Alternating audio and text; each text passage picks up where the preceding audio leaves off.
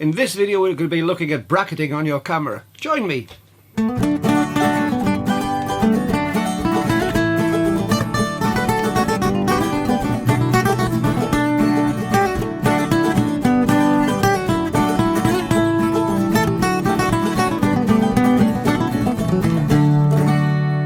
Hi, Brian James, that Micro Four Thirds guy with you once again, and welcome to this video.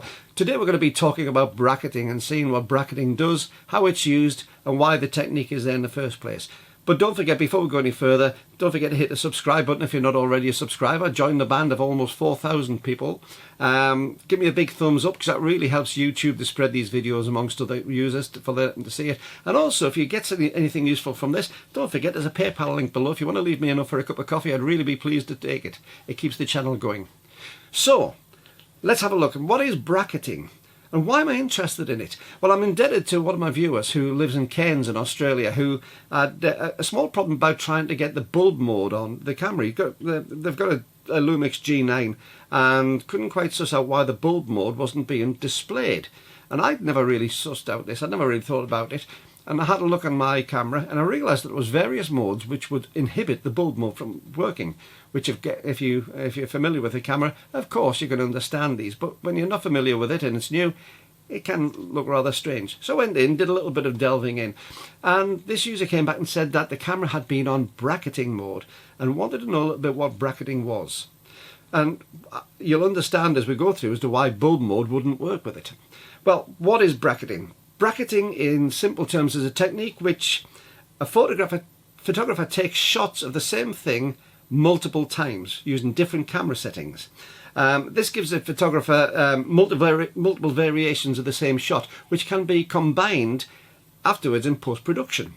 It's to make sure they get the perfect shot. Or you might find it just gives them the opportunity to pick the best of the shots that they have. We've also got a thing called HDR. Now, a lot of you will be familiar with HDR. So what is HDR? Well, HDR is just using various photographs to improve your dynamic range, high dynamic range. And what it does is it allows you to use multiple photographs at different exposures so that you can increase the dynamic range of the camera. Because a camera normally can't get the particularly dark areas and the particularly light areas which we can see with our own eyes. Our eyes have a much greater dynamic range than the camera. But what it allows us to do is take an overexposed photograph, which will increase the detail in the shadow area. It allows us to take our normal exposure photograph, which is our desired effect, and also take an underexposed photograph, which avoids burning out the highlights, so we can get the detail from highlights such as clouds and skies and anything like that. So by putting those together, the software will allow you to take the main photograph but take the detail out of the shadows on the overexposed and the detail from the highlights on the underexposed and put them together so we see a photograph which looks really, really good with lots of detail. But HDR is an effect. If you're not careful, you can overuse it. You can really overdo it, and if you overdo it, it just looks false. So bear that in mind. So, why is bracketing used? Well, bracketing is really useful in situations where it's difficult to obtain a satisfactory image. And there's more than one type of bracketing, by the way. At the moment I'm talking about exposure bracketing, so I'll tell you about the others. If you watch the end, I'll tell you a little bit about the others. But today I'm going to really be telling you about exposure bracketing. It's especially useful when there's a small variation in exposure. It can have a really large variation on the final effect.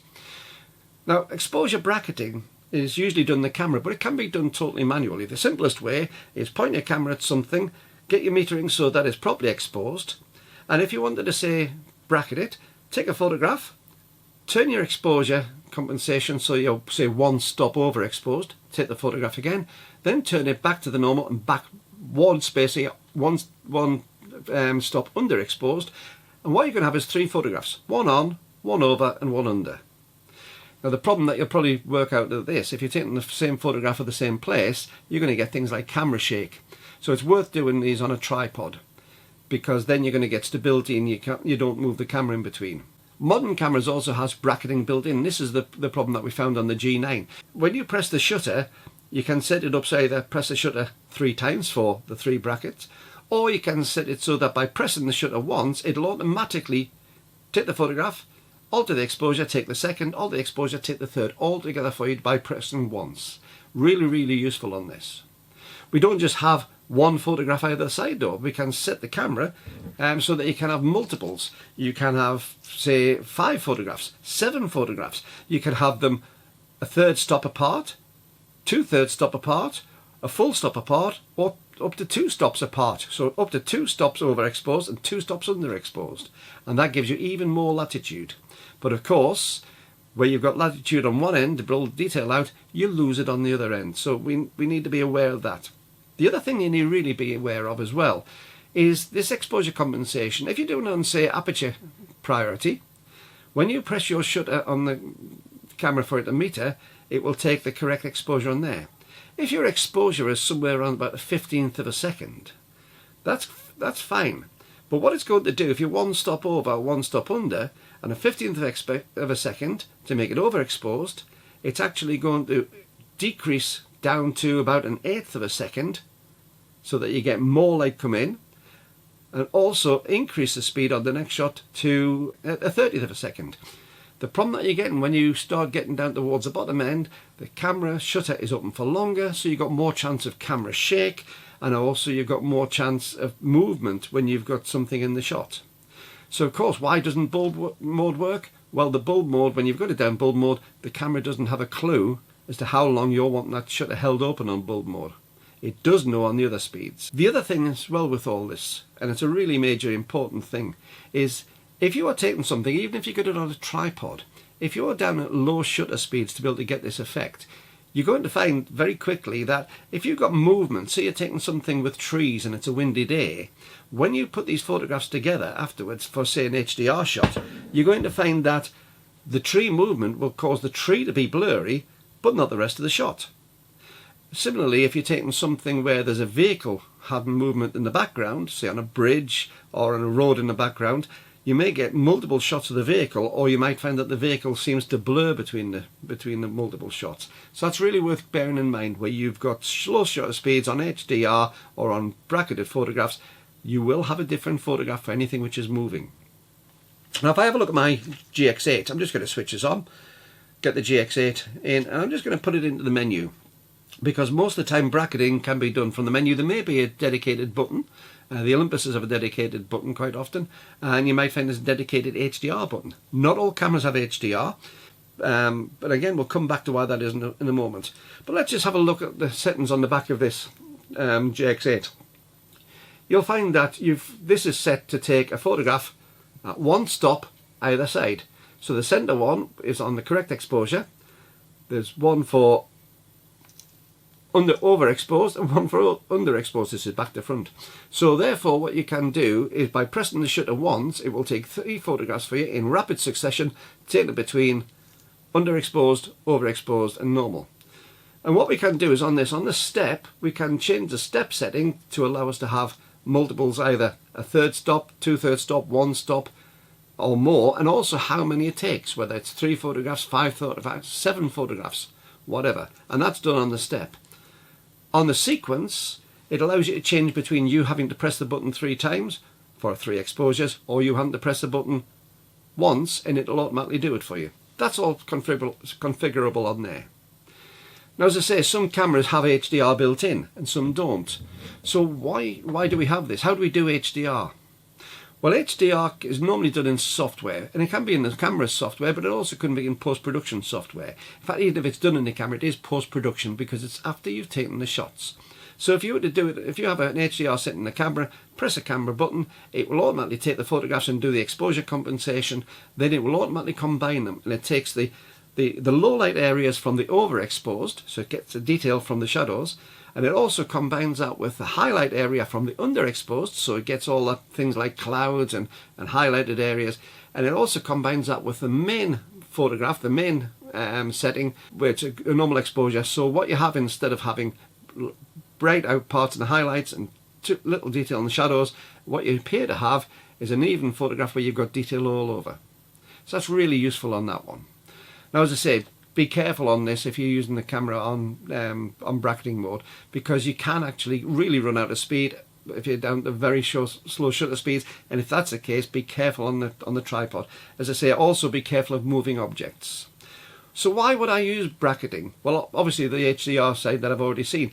I could be using bracketing just to get the best shot. If there's variables in the scene, I might find that one which is slightly overexposed or slightly underexposed is the single shot I'll take. So I don't have to combine them. I could take the best of the three. The other thing I used to use bracketing for a lot is when I was taking the photographs very close to aircraft. Aircraft tend to be quite big things. So to take the photograph of the cockpit of a fighter aircraft, for instance, the cockpit is probably 10 foot above your head. So what I used to use is a monopod with an extension and lift the camera up high, way out of my shot where I couldn't see it. But what I'd do is I'd use a remote shutter and I'd have it on HDR, and it would do any compensation I needed. So when I looked at it afterwards, I could choose the best photograph. Now I also said there's different types of bracketing, and I'm not going to cover those properly here, but you can have exposure bracketing, which we've already said, aperture bracketing. Now what aperture bracketing will do, we know about depth of field. Aperture bracketing will alter the depth of field by altering the aperture with a fixed speed. That could also be done just by setting it to speed priority, and when you use bracketing it will alter the aperture for you around those sets. Be careful again though, you can run out of where it works because you'll reach the end stops of the lens. Lenses can only go to their fastest and their slowest. Well, there's another option as well, which is focus stacking or focus bracketing. And again, just like normal bracketing alters the exposure, this will alter the focal point, so you can have a focus where it's centered, far focus and near focus, but we'll touch on a different time because that's a subject in its own right. So let's have a look at a couple of photographs. I went out today and I just found a little bit beside the river. Now the problem today, we had actually a very, very soft light day. It was totally cloud cover, which acts as a wonderful diffuser, which stops shadows. And the very thing I wanted today to show this was shadows. We can't always win. Bright sunny days usually produce the biggest shadows, the deepest shadows, because it becomes a very hard light. But I took it down to a local church and I looked into some of the places. You'll see a little bit by the river where I was just trying to seek out some shadow. They're not the best photographs, they're just photographs to show what the effect is. But what we've done is I've taken photographs of there where you lose the details. For instance, at the river you'll see that there's details missing at the trees, but by taking 3 photographs, exposure bracketing around the 3 photographs, we've been able to pull out the detail, not only the trees but also the highlights as well. And I've combined those into a high dynamic range photograph in Lightroom afterwards. You also see some in the churchyard, and again I'll show you the before, the main, the over, the under and the combination. So I hope you enjoy these photographs. Don't forget, if you have watched this video, give me a big thumbs up, give me a subscribe. If you want to get notifications, hit the bell and hit all on that. And if you have learned something, drop me a cup of coffee on the PayPal link below. Once again, this is Brian James at Micro Four Thirds guy saying, and keep on taking your camera out, keep on enjoying your photography, and I'll see you again soon. Bye bye.